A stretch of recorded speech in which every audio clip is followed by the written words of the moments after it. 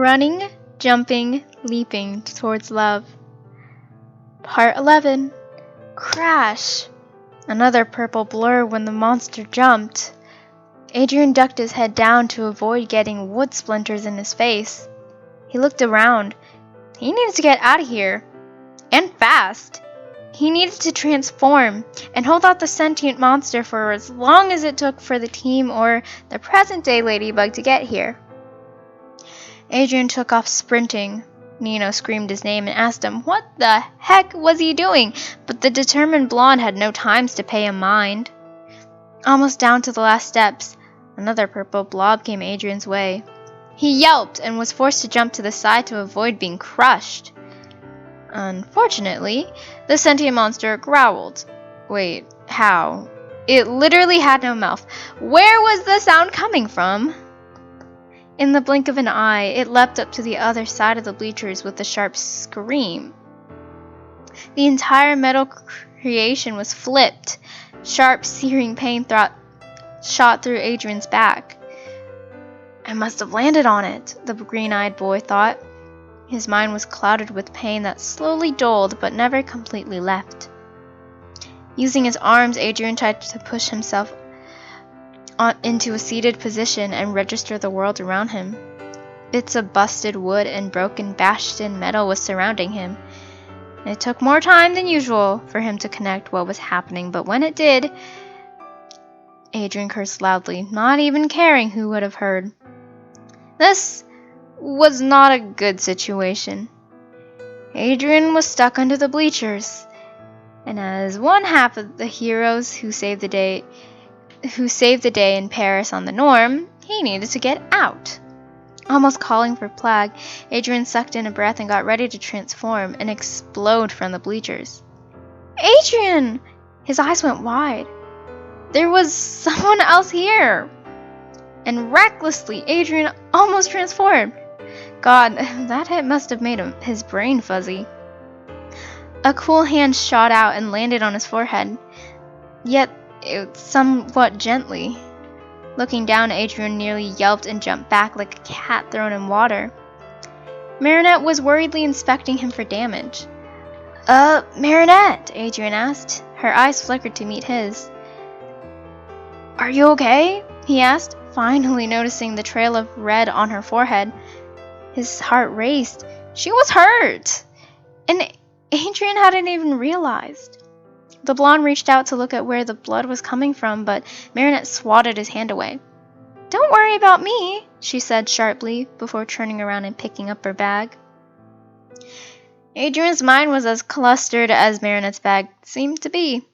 She was digging around looking for something, pulling out random objects before shoving them back in.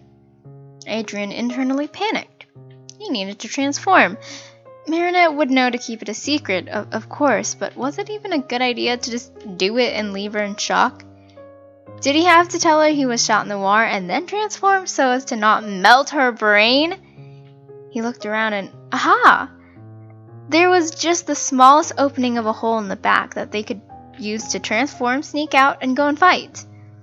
Nervously, Adrian looked at Marinette, who seemed to have found whatever she was looking for. Better to do it now. There was no time to lose. Adrian stepped forward, mouth open to explain the mind-melting information, but before he could, Marinette flipped out the communicator and started speaking very quickly into it. Come to the track at the middle school in my present time. Now! She said hurriedly before throwing it back into her bag. Adrian gaped at her. There was no way she would have done that in front of any other civilian. It would have been reckless. Even more reckless than he had almost been.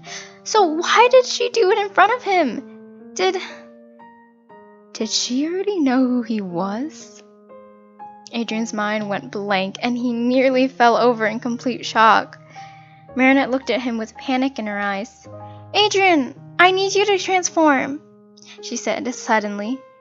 This time, Adrian actually stumbled back. What? Marinette waved her arms as if to say, hurry up! Adrian still gaped at her. Oh my god. She knew. She knew! Oh my god! His brain was mush! Which was, kind of terrible for the fact that there was a rather important fight waiting outside. Adrienne only looked at Marinette in sheer shock. Okay, sorry. I don't think we have a lot of time, so Plag, please. The black Kwame rustled out of Adrienne's bag. God, you want to throw a little harder next time? Plag snarled at him. Adrienne stared at Marinette, who gave him just a shy smile before telling him to transform again, and then doing so herself.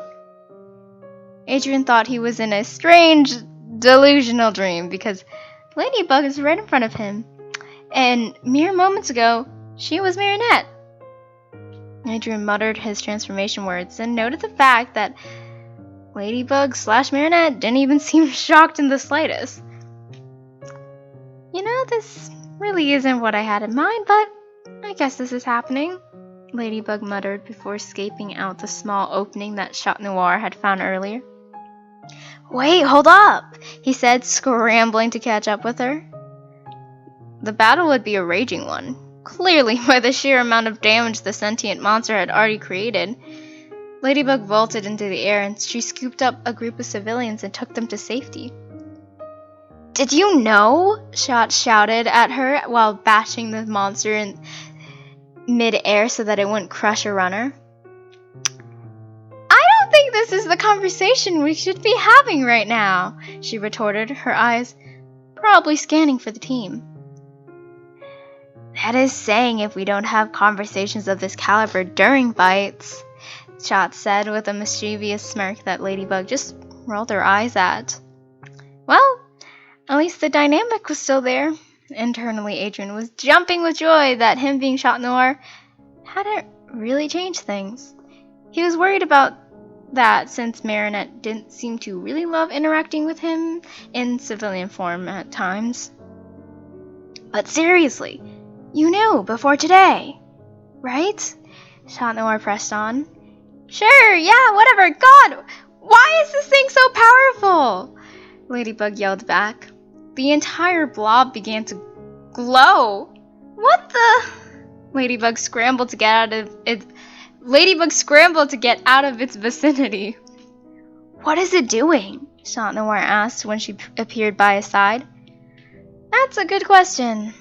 She wiped at her forehead, red liquid staining her suit. Chat Noir's eyes bulged out of his skull. Oh my god, you're still hurt! He reached out, but again, Ladybug swatted his arms away. We don't have time to worry about that! She gritted her teeth and began to circle the purple blob, though from reasonably far since they still had no idea why it was glowing. Suddenly, an almost white, bright blast came from its head? Whatever was the top of the monster. It barely, narrowly missed a civilian who, thank God this was track, ran out of the way. The laser left the ground sizzling. Well, that could have been disastrous, Chat Noir said, getting a huff from Ladybug. They went on high alert, though they went on even more high alert. Never before has an Akuma actually destroyed someone with a laser, so who knows if the magical ladybugs could bring them back. Quite honestly, Chat Noir didn't want to find out. Or at least not by it actually happening. No, that thought made his stomach turn. However, this was no typical Akuma. This was a very old and powerful Amok. Minibug! Minibug, Kitty Noir! Bunnock shouted as a portal fizzed open, revealing the entire grown-up versions of the team. Chat Noir could almost hear the vast amounts of camera clicks coming from Alia's phone. No doubt Nino would still be trying to drag her away. Hey, the present Ladybug said with a nervous smile. Slight problem? He shoots lasers. The grown-up versions of them looked at each other and then at the black smoking spot on the ground. Well, this is kind of a problem now, isn't it? He sure isn't kidding around here. He wants destruction.